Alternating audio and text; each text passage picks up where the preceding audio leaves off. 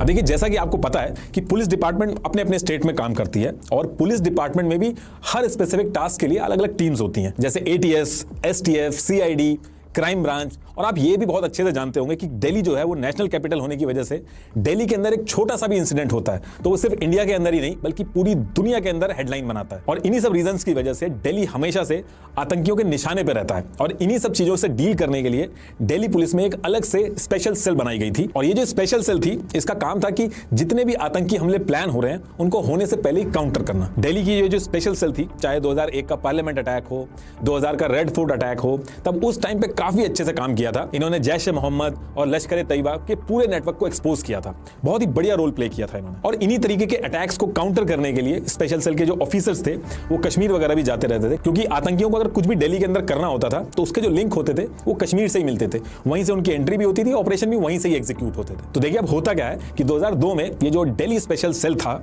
इसके हेड बनते हैं नीरज कुमार। और इसी स्पेशल सेल में नीरज कुमार के साथ थे 35 साल के एसीपी प्रमोद कुशवाहा। प्रमोद जो थे इस पूरे स्पेशल सेल डिपार्टमेंट में अकेले थे जिनको आईटी और सॉफ्टवेयर की बहुत अच्छी नॉलेज थी। और स्पेशल सेल को ज्वाइन करने से पहले भी इन्होंने गवर्नमेंट की प्रीमियर रिसर्च ऑर्गेनाइजेशन जो थी, एज अ कंप्यूटर साइंटिस्ट वहां पे इन्होंने काम भी किया था। अब देखिए, आगे बढ़ने से पहले मैं आपको आज के हमारे स्पॉन्सर मेको टूटसी के बारे में बताना चाहूंगा, जो कि एक Indian invisible teeth aligner brand है। आप कितना भी ऊपर से खुद को प्रेजेंटेबल बना लो, लेकिन अगर आपने ओरल हाइजीन पे ध्यान नहीं दिया तो आपको जरूर एम्बैरेसमेंट का सामना करना पड़ेगा। खराब टीथ अलाइनमेंट की वजह से बहुत से लोगों के दांतों में फूड पार्टिकल्स फंसे रह जाते हैं, जो बाद में कैविटी बन जाते हैं। अब इसका एक सॉल्यूशन तो यह है कि आप कन्वेंशनल मेटल ब्रेसेस यूज करें, लेकिन मेटल ब्रेसेस लगवाने का जो पूरा प्रोसेस है वो बहुत ही पेनफुल है, उनको निकाल भी नहीं सकते और काफी फूड रिस्ट्रिक्शंस भी आपको फॉलो करनी होती है। और वहीं इसका बेटर ऑल्टरनेटिव है मेको टूटसी के टीथ अलाइनर्स। ये अलाइनर्स आपके टेढ़े मेढ़े दांतों को सीधा और दांतों के बीच के गैप्स को बंद करते हैं बस 6 से 10 महीनों में। और सबसे अच्छी बात यह है कि ये जो अलाइनर्स हैं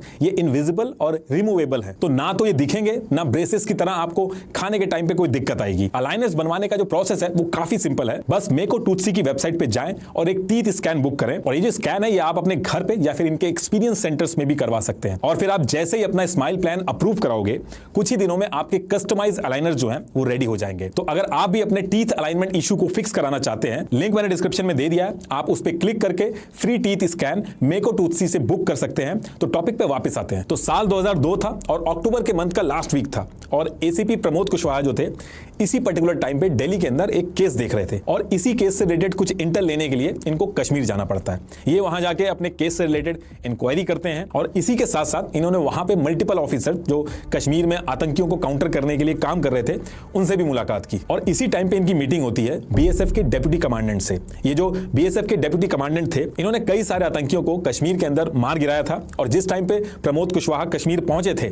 उसी टाइम पे इन्होंने कुछ आतंकियों को मारा था। और उन्हीं मरे हुए आतंकियों में से एक आतंकी की जेब में से इनको एक डायरी मिली थी और जब इनकी मीटिंग हुई प्रमोद कुशवाहा से तो ये जो डायरी थी इन्होंने प्रमोद कुशवाहा को दिखाई। अब जब एसीपी प्रमोद ने उस डायरी को देखा तो उस डायरी में मल्टीपल एंट्रीज थी, पेन से कुछ डिटेल्स हर पेज पे लिखी थी एकदम खराब सी हैंडराइटिंग में। और उस डायरी के सबसे लास्ट पेज पे एक ईमेल एड्रेस लिखा था rashid32xxx@hotmail.com। तो एसीपी प्रमोद क्या करते हैं, ये सारी एंट्रीज को छोड़ के लास्ट पेज पे जो ईमेल एड्रेस लिखा था उसको ये नोट करके दिल्ली वापस आ जाते हैं। और दिल्ली आने के बाद वो अपने बॉस जो कि स्पेशल सेल के हेड थे नीरज कुमार, उनको ये ईमेल एड्रेस दिखाते हैं और उनसे कहते हैं कि इस ईमेल एड्रेस के बारे में वो कुछ काम करना चाहते हैं, पता लगाना चाहते हैं। अब इसके कुछ दिन बाद ऑफिसर प्रमोद ने सबसे पहला काम ये किया कि ये जो ईमेल आईडी थी इसका आईपी एड्रेस निकलवाया ताकि पता चल सके कि ये ईमेल आईडी चल कहां से रही है। और जब इसकी डिटेल्स सामने आती हैं तो उसको देख के प्रमोद जो थे वो काफी सरप्राइज हो जाते हैं, क्योंकि ये ईमेल आईडी मिली तो कश्मीर के आतंकवादी के पास से थी, लेकिन इसको दिल्ली के अंदर एक आदमी यूज कर रहा था और जिस तरीके से यूज कर रहा था वो थोड़ा दिक्कत वाली चीज थी। ये जो ईमेल आईडी थी इसको दिल्ली के अंदर एक आदमी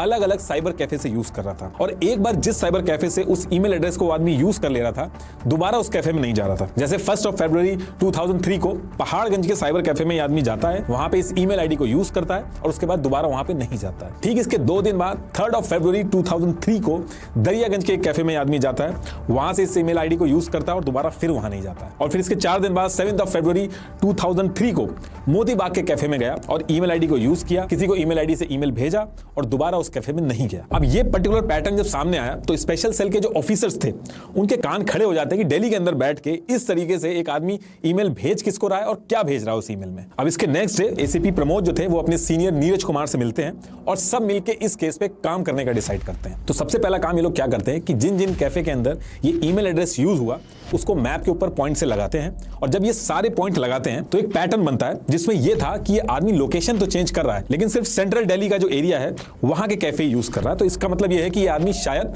सेंट्रल दिल्ली के अंदर ही रहता होगा। अब इसके तुरंत बाद ये लोग नेक्स्ट स्टेप ये लेते हैं कि जितने भी कैफे थे जहां जहां पे ईमेल एड्रेस यूज हुई थी, जहां जहां पे इनको डाउट था,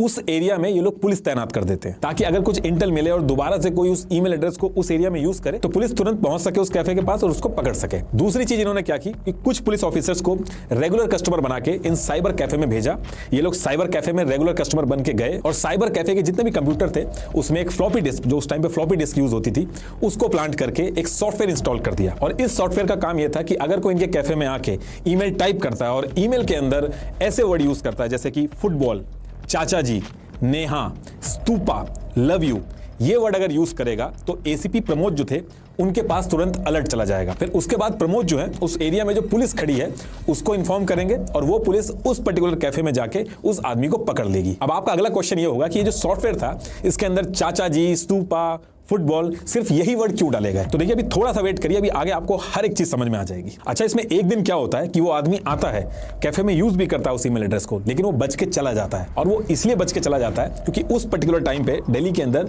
दिल्ली पुलिस डे था। और इसमें क्या होता है कि ऑफिसर्स और उनकी यूनिट परेड करती है और स्पेशल सेल के जो एसीपी प्रमोद थे उनको इस परेड में एक यूनिट को लीड करने के लिए बोला गया था। हालांकि इस चीज के लिए प्रमोद के जो बॉस थे नीरज कुमार, उन्होंने इंसिस्ट किया कि परेड से इनका नाम हटा दीजिए, ये एक इंपॉर्टेंट ऑपरेशन में काम कर रहे हैं, लेकिन इनका नाम नहीं हटाया जाता है और उस दिन इनको परेड के लिए जाना पड़ता है। और एज पर नीरज कुमार इनका नाम आसानी से हटाया जा सकता था, लेकिन अपने ईगो को सेटिस्फाई करने के लिए कुछ ऑफिसर्स ने नहीं हटाया और इसकी वजह से एसीपी प्रमोद को मजबूरी में ऑपरेशन को बीच में छोड़ के परेड ज्वाइन करनी पड़ी। सारे मैसेज जो थे वो एसीपी प्रमोद के पास आ रहे थे, लेकिन वो परेड में इन्वॉल्व होने की वजह से रिक्वायर्ड एक्शन जो लेना चाहिए था वो नहीं ले पाते हैं और इसी वजह से उस दिन कैफे पे जो आदमी आया था, ईमेल करके चला गया था, उसको नहीं पकड़ पाते हैं। लेकिन इसके बाद फिर से स्पेशल सेल जो थी वो अपना काम स्टार्ट करती है और इन ईमेल्स के बीच में क्या इंफॉर्मेशन एक्सचेंज हो रही है उसको ट्रैक करना स्टार्ट करती है। बेसिकली जो भी ईमेल सेंड किए जा रहे थे दिल्ली के अलग अलग साइबर कैफे से, उसमें पैसे के ट्रांसफर की बात होती थी, किराए पे घर लेके छुपने की बात होती थी। तो इससे स्पेशल सेल के सामने जो एक्चुअल पिक्चर थी वो क्लियर नहीं हो पा रही थी। लेकिन इसके कुछ दिन बाद ये जो राशिद वाली ईमेल आईडी थी जो मैंने शुरू में बताई थी आपको, rashid32xxx@hotmail.com,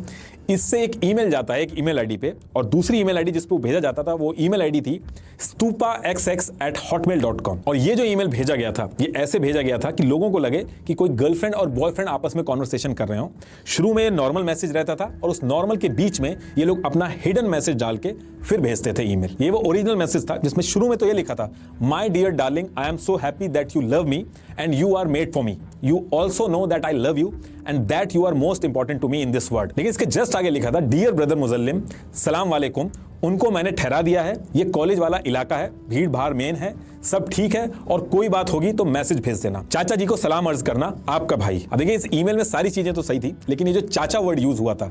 इसको सुनते ही सबके कान खड़े हो जाते हैं, क्योंकि स्पेशल सेल का जो डिपार्टमेंट है उनको पता था कि आतंकवादी ये जो चाचा वर्ड है जकीउर रहमान लखवी के लिए यूज करते हैं। ये लश्कर तैयबा का टॉप लीडर था, इसी ने 2001 में पार्लियामेंट पे हमला करवाया था। आगे चल के जो मुंबई अटैक हुआ था 26/11, उसके पीछे भी यही मास्टरमाइंड था। अगर आपने कॉन्वर्सेशन सुनी होगी तो उसमें भी चाचा वर्ड यूज हुआ था, इसलिए सबके कान खड़े हो गए थे कि जरूर ये लखवी है जो डायरेक्ट बात कर रहा है। तो बेसिकली इस ईमेल से इनको ये समझ में आ गया था कि जो लखवी है इंडिया के अंदर कुछ बड़ा प्लान कर रहा है और उसी के रिगार्डिंग बात चल रही है। अब इसके बाद 11 फरवरी को फिर से ईमेल भेजा जाता है, वही सेम ईमेल आईडी rashid32xxx@hotmail.com और वो भेजता है स्तूपा वाली आईडी पे stupa@hotmail.com और उसमें भी सेम वही पैटर्न था। शुरू में कुछ और बात लिखी थी और उस बात के बाद अपना रियल मैसेज लिखा था। ये वो मैसेज था, my darling, I am coming to you soon, please wait for me, it will not be long before we get married, you will come to me and I will come to you in your arms, please take me and keep me forever. और फिर इसके बाद अपना ये real message शुरू करते हैं, dear brother Muzammil, सलाम वालेकुम, आपका मैसेज मिला, मैं उस आदमी से मिल लूंगा, उसका नंबर अभी स्विच ऑफ है,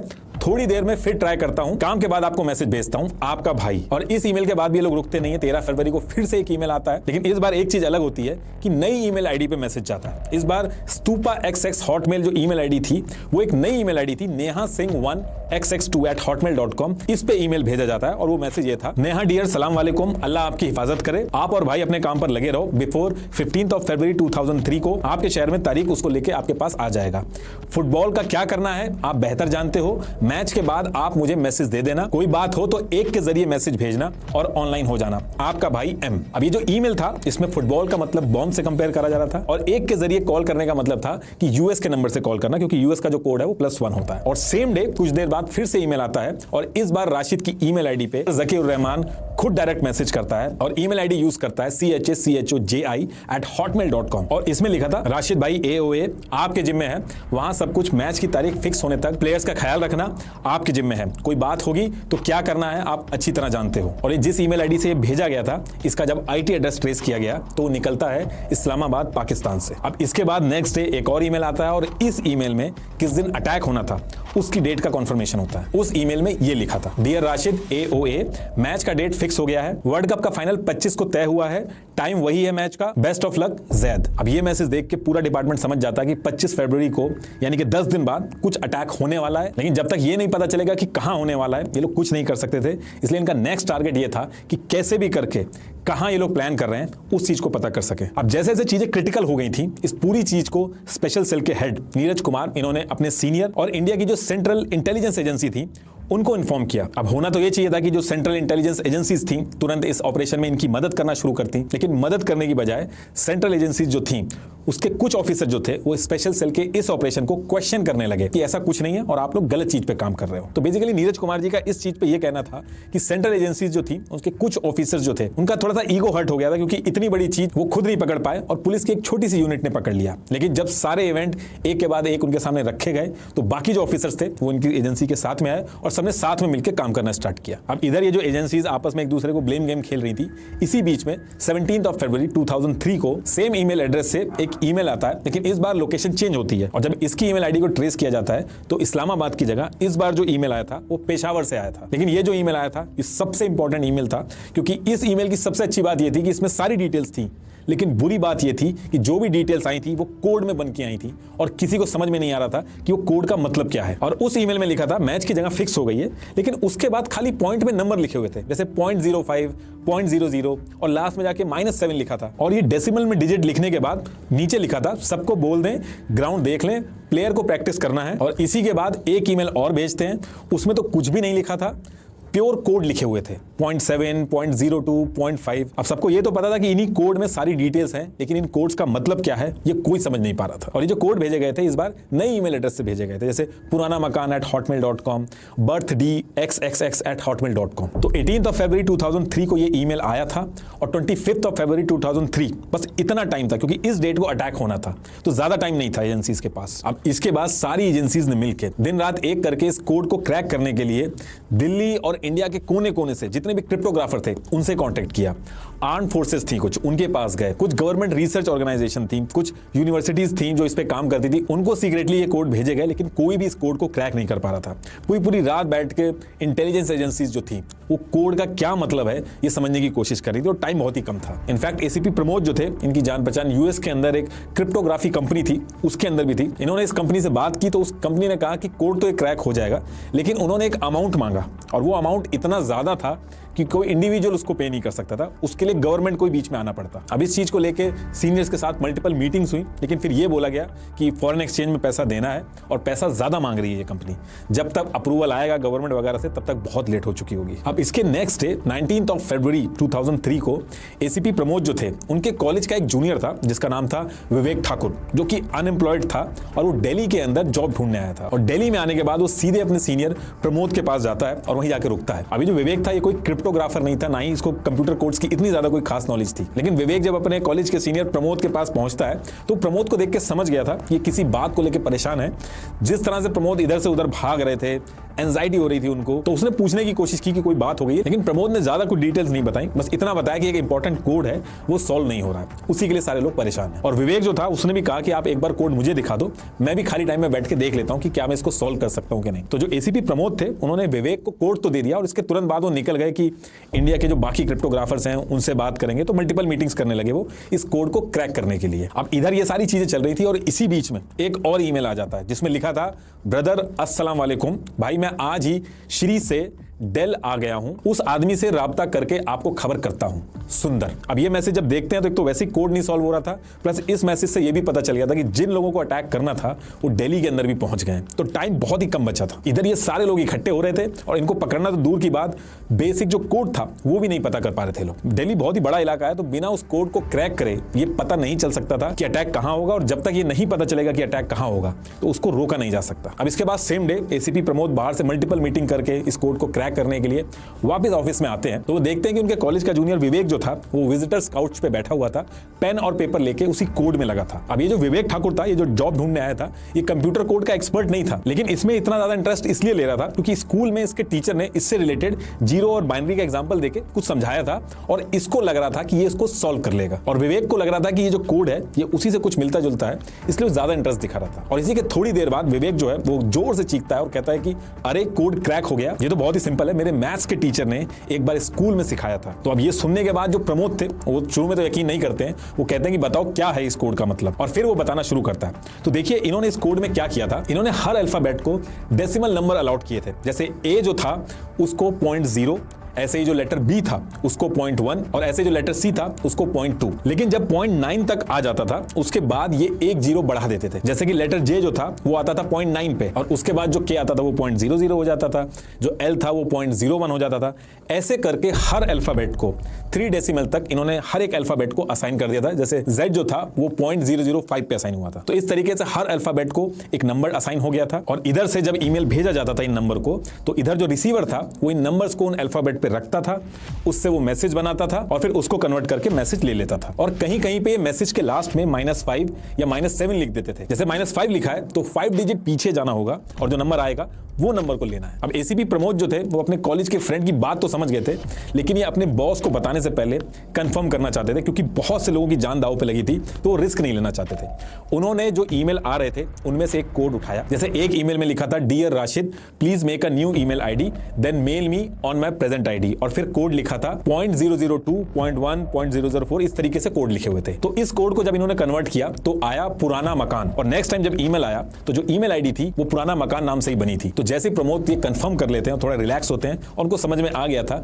कि इसी तरीके से ये लोग मैसेज ट्रांसफर कर रहे हैं एक दूसरे से, अपनी हायर अथॉरिटी को इन्फॉर्म करते हैं, सब इस चीज को कंफर्म करते हैं, और मेन मैसेज जो आया था अब उसको कन्वर्ट किया जाता है। तो जब मेन मैसेज को कन्वर्ट किया जाता है तो वो कन्वर्ट होने के बाद आता है INDIA इंडिया GATX। तो यहां से समझ जाते हैं कि इंडिया गेट की बात हो रही है। एक्चुअली पाकिस्तान से जिसने ये ईमेल का कोड भेजा था उसने स्पेलिंग मिस्टेक कर दी थी, इसीलिए इंडिया गेट में GATE की जगह GATX हो गया था। अब इससे सारी चीजें कंफर्म हो गई थी कि 3 दिन बाद यानी कि 25 फरवरी 2003 को ये लोग अटैक करने वाले हैं, और इंडिया गेट लोकेशन है इनकी। और इंडिया गेट का नाम सुन के डिपार्टमेंट जो था वो ज्यादा परेशान हो गया था, क्योंकि बहुत ही भीड़ रहती है इंडिया गेट पे, तो अगर ये अटैक कर देते हैं तो बहुत ज्यादा नुकसान होता है। इनफैक्ट पार्लियामेंट पे जो हमला हुआ था उससे भी बड़ा अटैक हो सकता था ये। अब इसके बाद सबसे पहला काम इन्होंने ये किया कि आम जनता जो इंडिया गेट के पास जाके छू रही थी इंडिया गेट वगैरह को, वहां पे बैरिकेड लगा दिया जाता है, सिक्योरिटी लगा दी जाती है, तो दूर से ही लोग इंडिया गेट को देख सकते थे। इंडिया गेट के पास जाना अलाउड नहीं था, और आज की डेट तक वैसे ही है। और ये करने के बाद दूसरी चीज ये की गई कि सेम डे आधी रात को